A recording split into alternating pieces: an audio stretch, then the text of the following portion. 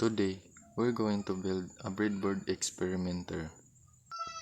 To build this experimenter, we're going to need these materials: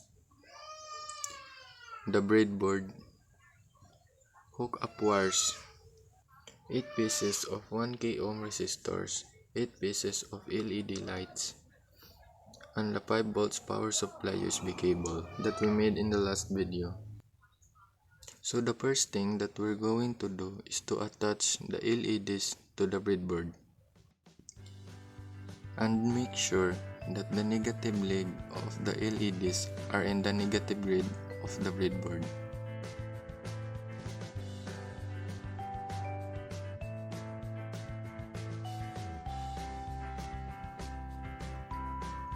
The next step is to attach the 1K ohm resistors and must be connected to the positive leg of the LEDs.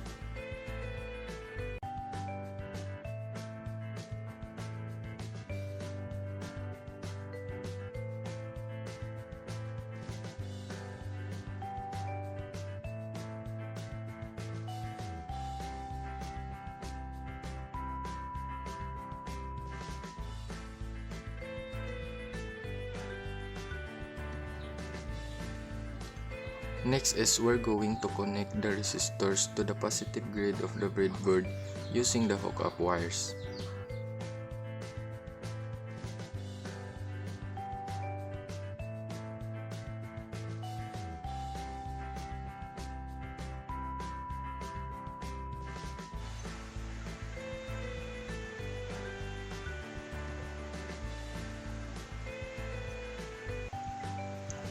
And lastly, we're going to connect the 5 volts power supply into the breadboard.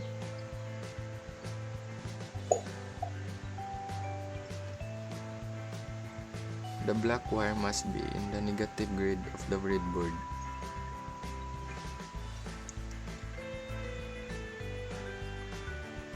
And the red wire in the positive grid. Our breadboard experimenter is done and ready for testing.